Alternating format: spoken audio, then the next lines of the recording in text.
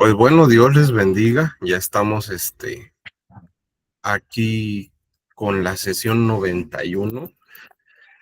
Pues hermanos, ya llevamos más de 2 años, ¿no? Estudiando la palabra. Realmente los libros históricos han sido libros bastante interesantes. Sabemos que tienen un corte narrativo. am, y el corte narrativo nos pide que nosotros tomemos lo básico. Porque cuando ya entremos a estos libros de reyes y crónicas, esos son libros complejos, son libros que nos obligan a hacer una multiconsulta entre los demás libros de la Biblia para poder situarnos histórica y teológicamente hablando. Entonces, la sesión de hoy es una sesión que abarca muchos capítulos, desde el capítulo 16 hasta terminar Primera de Samuel, y se preguntarán por qué.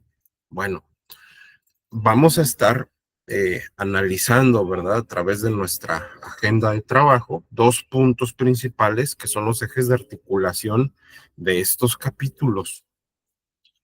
Cuando nosotros analizamos, nos vamos a dar cuenta que todos estos capítulos hablan de la vida de David.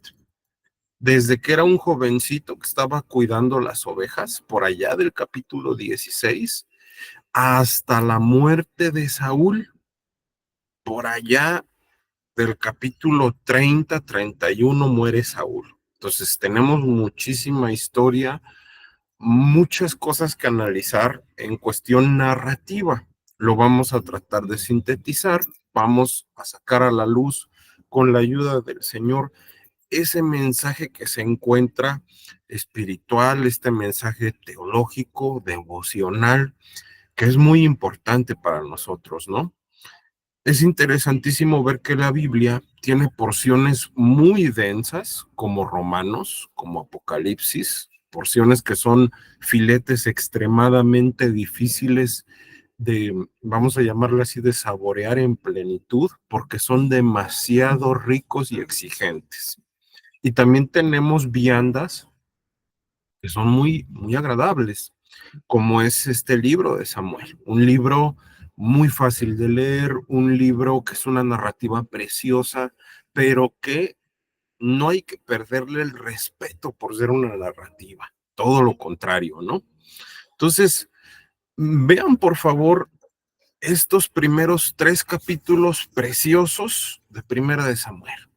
Vemos que aquí David es ungido como rey, ¿no? Es como que el eje de articulación principal, donde el capítulo 16 nos empieza a situar en la vida de David. David, pues, recordarán la sesión pasada, nos quedamos precisamente en, en que David todavía no estaba en este plano de la narrativa bíblica, nos quedamos precisamente en que Saúl desobedece las indicaciones de destruir a Amalek, pero en el capítulo 15, Samuel se aparta de él y entonces él se deprime y le dice al Señor que debe de ir a la casa de Isaí porque va a ungir al próximo rey de Israel. Y ahí vemos la vida de David. David, el menor de todos, eh, agraciado de alguna manera físicamente, es elegido por Dios.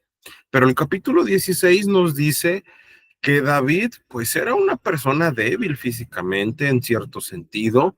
David, debido a los logros militares que consigue, se vuelve el paje de armas de Saúl. Y es interesantísimo porque, vean, vamos desde el versículo 18 del capítulo 16, nos empieza a introducir en por qué David era considerado una persona conforme al corazón del Señor. Si usted se pregunta por qué la Biblia dice eso, pues hoy lo vamos a descubrir. La Biblia nos dice muchas cosas, pero a veces no sabemos por qué no las dice, ¿no? Y vean por favor este maravilloso versículo 18 de la palabra. Dice, entonces uno de los criados respondió diciendo, he aquí yo he visto a un hijo de Isaí de Belén, que sabe tocar y es valiente y vigoroso y hombre de guerra, pero vean lo siguiente, prudente en sus palabras. Y me gusta mucho cómo termina el versículo. Jehová está con él. Mis queridos hermanos, ya habíamos escuchado de un José que estaba en la cárcel y Dios prosperaba lo que hacía. Ya habíamos escuchado de un Abraham, de un Isaac y de un Jacob que vivían en la presencia de Dios. Ya habíamos escuchado de algunos personajes, pero pocas veces se dice que el Señor estaba con alguien. Y David tiene esta referencia, pero me llama la atención porque dice que es prudente. Muy interesante, ¿no? Ahora, el capítulo 17 pasa del ungimiento de David, de dar estas características preciosas de este joven, a hablar de cómo David mata a Goliat. Y para que ustedes se den una idea, si ustedes leen en traducciones que son más dinámicas, como Dios habla hoy y otras versiones, el capítulo 17, se van a dar cuenta que Goliat medía más o menos 3 metros de altura, que su coraza pesaba 55 kilos, que la pura punta de la lanza pesaba más de 6 kilos. O sea, estamos hablando de un hombre con cualidades físicas muy por encima de David. De hecho, David no podía cargar la armadura de Saúl. Y mis queridos hermanos, nosotros lo leemos, pero si vemos una persona de 2 metros, ya decimos, híjole, qué alto, ¿no? Pero de 3. Y con esa fortaleza física, mis hermanos, y siendo un hombre de guerra de toda la vida, pues como que David tenía una noción muy clara de quién era Dios para poder presentarse delante de Goliat. Porque el pueblo estaba temeroso, el pueblo tenía miedo lógico de morir y de que se volvieran los esclavos de Goliat. Pero sin embargo, David se molesta. Dice la Biblia literalmente que el espíritu de Jehová viene sobre de David y se molesta y le hace afrenta a Goliat. Y entonces vemos cómo mata con una simple piedra a Goliat. Le corta la cabeza y entonces ejecutan a los demás filisteos. Pero es muy interesante que cuando David se presenta con Saúl, él muy, muy claramente le dice que él ya había ejecutado antes a osos y a leones. Vea, por favor, los versículos 34 al 37 del capítulo 17. Vamos un poquito para allá.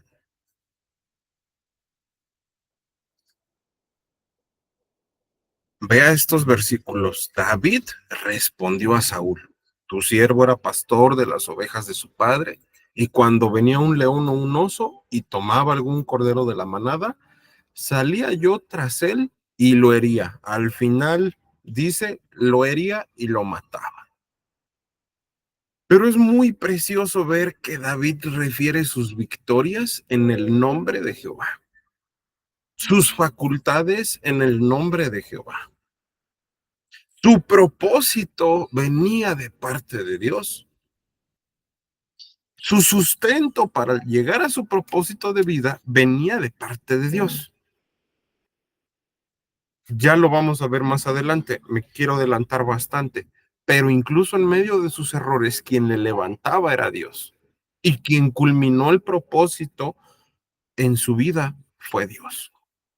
De inicio a fin, el verdadero propósito, la forma de conseguir el propósito, la fuerza, los recursos vienen de Dios. Y David está claro de esto. En esta parte de su vida, David está muy claro y le está diciendo a Saúl: Saúl, yo me he enfrentado con animales muy grandes y fuertes, pero yo sé que Dios me ha dado la facultad. Imagínense esto. Entonces, es como Saúl le dice, bueno, pues ve y pelea, y entonces pues ya había precisamente por ahí una recompensa, ¿no? Era precisamente una de las hijas de Saúl. Y entonces, capítulo 18, vemos que David se vuelve el yerno de Saúl. Pero aquí vemos que el escritor sagrado resalta una cualidad que ya vimos en el capítulo 16 de David, y es su prudencia. Primera de Samuel 16, 18, y este capítulo 18 nos hablan de dos tipos de prudencia que tenía David. Y esto lo hace un hombre conforme al corazón de Dios. La primera, aquí entra lo importante de estudiar hebreo bíblico. Primera de Samuel 16, 18 ocupa la raíz etimológica bin. Es el número 995 en la concordancia Strong, por si gusta checarlo. Bin resalta la idea de discernir, observar mediante prestar atención, analizar el contexto que nosotros tenemos. Aquí se puede inferir que David era un hombre con la facultad espiritual. Lea, por favor, al finalizar esta sesión el capítulo 16. En ese capítulo nos damos cuenta que David tenía una facultad espiritual de discernir cuando uno atormentaba a Saúl. Recuerden que por eso fue llevado y fue vuelto paje de armas, porque tocaba para Saúl, y entonces el espíritu que atormentaba a Saúl se iba. David discernía esta parte. O sea, cuando se está hablando de la prudencia, fíjense aquí el error de la traducción. No quiere decir una prudencia como nosotros la conocemos. Habla de discernimiento espiritual. Pero en Primera de Samuel 18, los versículos 5, los versículos 14 y 15, se ocupa otra raíz etimológica, que es sacal. Es la 7919 en la concordancia Strong. Esta raíz etimológica se encuentra más relacionada con el aspecto de la prosperidad y la paciencia y la inteligencia en el ámbito social. Si usted se da cuenta, el contexto del capítulo 18, vemos que David tiene una sagacidad muy particular para hacerse notar delante del pueblo. Esto, aunado al respaldo de Dios, pues le regaló un estatus social fuerte, al grado de que cuando venían de la conquista, dice que el pueblo cantó: Saúl mató a sus miles y David a sus 10,000. Y David entendía, mis queridos hermanos, que para cumplir la voluntad de Dios también hay aspectos humanos que cubrir. ¿Cómo es que él iba a ser el próximo rey si todo el pueblo no veía que era capaz de liderar a la nación? Y para eso tenía que hacer méritos, pero también necesitaba el aspecto social para tener un cierto tipo de respaldo. Entonces, vean qué interesante. David es un hombre con discernimiento espiritual, sí, pero también con discernimiento en lo social. Sabe que estas dos esferas no están peleadas muchas veces. Y entonces Saúl se molesta. Hay una serie de problemas ahí al escuchar este cántico que nosotros ya conocemos, y quiere matar a David. Entramos al capítulo 19, un capítulo donde nosotros vemos que ya las cosas se ponen difíciles. Y mis queridos hermanos, cuando Dios te manda a hacer algo, Dios te va a dar los medios, mas no te va a facilitar todo. Saúl quería matar a David, y el propósito de Dios para la vida de David es que fuera el próximo rey. Vemos los obstáculos, serán obstáculos difíciles, mas Dios en su providencia pone a Jonathan, hijo de Saúl. Y entonces en el capítulo 20, Jonathan le dice a David que Saúl lo quería matar. Capítulo 21 vemos que pues ya David estaba huyendo de Saúl y come los panes de la proposición y se finge loco delante de Aquis, el rey de Gat. Y usted dirá, ¿y eso a mí qué me importa? Ok, Jesucristo mismo habla de que David come de los panes de la proposición en Mateo 12, versículos 3 y 4, en Marcos 2, versículos 23 al 28, y en Lucas 6, de los versículos 1 al 5. ¿Y eso por qué? ¿Por qué Jesús refiere que David come de los panes de la proposición? Es muy sencillo, mi querido hermano. Si Cristo cita esta parte es por algo. Y aquí pone un énfasis en la importancia del cuidado humano a expensas aún de las leyes religiosas. Vean qué interesante es esto, ¿no? Jesús como que enfatiza esta parte y cuando vemos que David se finge loco ante Aquis, el rey de Gat, nos damos cuenta en el Salmo 34 que David identifica este suceso de fingirse como loco y no ser ejecutado por parte de Aquis, el rey de Gat, es una providencia de Dios en su misericordia conservando la vida de David para cumplir su propósito de vida. Ahora, es interesante preguntarnos cómo por qué David hace este anclaje entre la gracia de Dios y que no lo hayan matado cuando se hizo ver como un loco. Y nos vamos a dar cuenta por allá del capítulo 27. Acuérdense que ahorita apenas andamos en el capítulo 21. En el capítulo 27, pues David hace una alianza con este hombre, el rey de Aquis, del territorio de los filisteos, y vamos a darnos cuenta que todavía más adelante se vuelve su paje de armas. Vean qué interesante es esto. El estatus social, mis amados hermanos, es importante. Y no me refiero a la imagen que proyectamos, sino que muchas veces para alcanzar los propósitos de Dios, que son de tallas monumentales, Dios nos tiene que mover a esferas socioeconómicas mucho más grandes que las nuestras.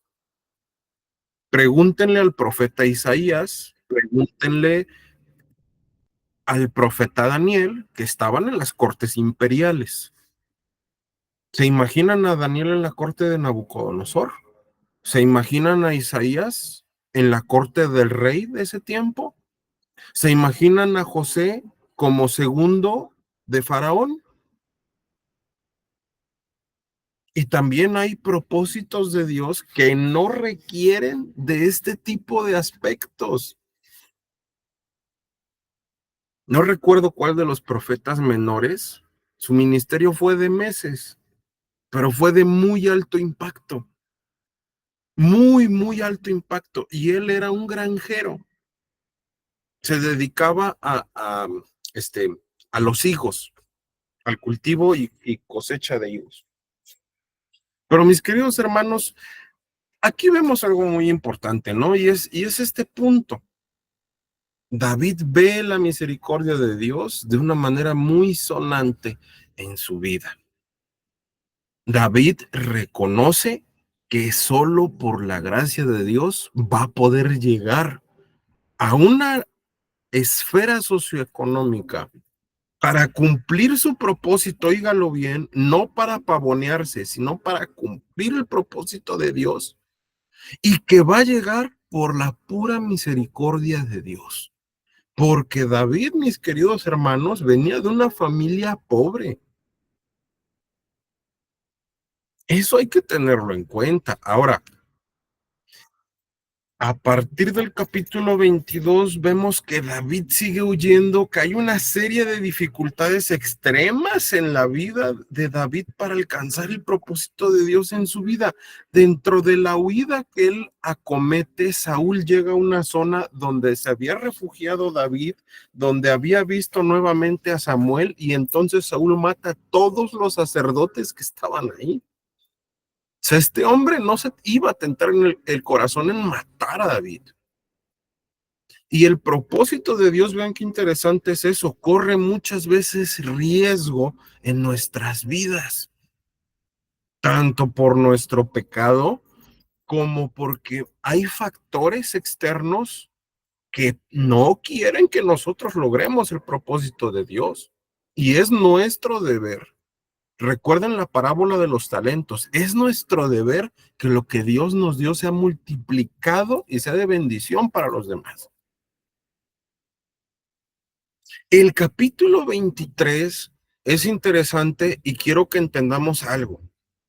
No es tan importante conocer los nombres de los lugares o incluso de algunos personajes, pero sí darnos cuenta que en un determinado número de veces David consulta a Dios. Y dice el versículo 16 que David fortaleció su mano en Dios. Hermano, tú no vas a poder lograr el propósito de Dios para tu vida si no te fortaleces en Dios, si no dependes de Dios, si no consultas a Dios. O sea, fíjense, Dios le da un propósito a David, pero ahora para llegar hay un tramo enorme que seguir. Y para cruzar todo este tramo, pues va a necesitar de la mano de Dios. Va a necesitar de su protección, va a necesitar de sus recursos, va a necesitar de su ánimo, porque cuando él está encerrado en la cueva con estas personas que eran perdedores, pues mis hermanos, yo no creo que David se haya sentido súper bien con pura persona derrotada. Y la integridad es un punto también muy importante. Capítulo 24, llega el momento que David le perdona la vida a Saúl. Y Saúl mismo reconoce que el reinado de David iba a ser mayor al suyo. En una de estas travesías militares, David llega a los territorios de Nabal y entonces pasan una serie de sucesos donde Abigail es ocupada, se vuelve, debido a la muerte de Nabal, se vuelve mujer de David y también toma por mujer a Ahinoam. El capítulo 26, vemos que David le vuelve a perdonar la vida a Saúl y Saúl vuelve a bendecir a David. El capítulo 27 nos dice que David está en el territorio del rey Aquis. Este hombre filisteo que en un inicio quiso hacerle afrenta a David, ahora le da una zona para que él viva. ¿No se te hace que Dios muchas veces hace eso con nosotros? Las personas que nos hacen afrenta, aquello que nos estaba lastimando, aquello que nos era un estorbo, ahora no lo es. Ahora pareciera que es una fortaleza para nosotros. Dice la palabra que Dios nos consuela con todo tipo de consolación para que nosotros lo podamos llevar a cabo con otros. Hermanos, la vida de David fue una vida de verdad llena de altibajos tremendos. Y en medio de cada altibajo, en medio de conquistas militares, en medio de salir corriendo para que no lo mataran, es maravilloso que él toma la decisión, mis queridos hermanos, capítulo 30, de fortalecerse en Jehová, de consultar a Jehová. Decía David en un salmo, una cosa te he pedido y esta buscaré, mirar la hermosura de tu gloria en tu templo. Y dices, wow. Y lo estaba diciendo un hombre que pasó un proceso muy fuerte, un proceso de altibajos, de derrotas, de decepciones, y eso que no entramos todavía a segunda de Samuel. Capítulo 30, veamos qué es lo que dice ahí la palabra. Eso es maravilloso, es una cuestión maravillosa. Vea por favor lo que dice el capítulo 30,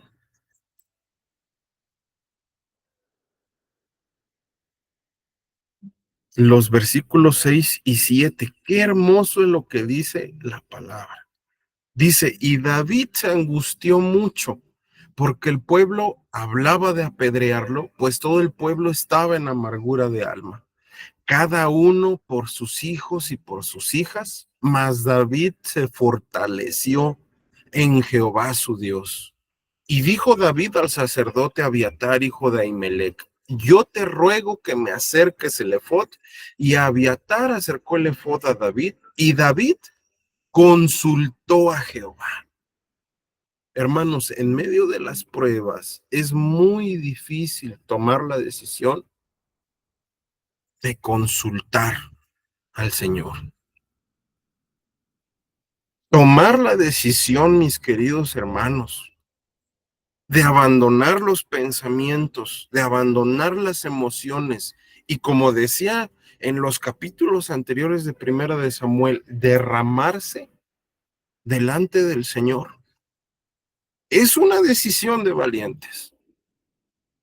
David nos estaría diciendo con sus acciones, él ya había entendido realmente que solo en el nombre de Dios podía cumplir el propósito de Dios para su vida. No hay de otra. Había mucho que perder.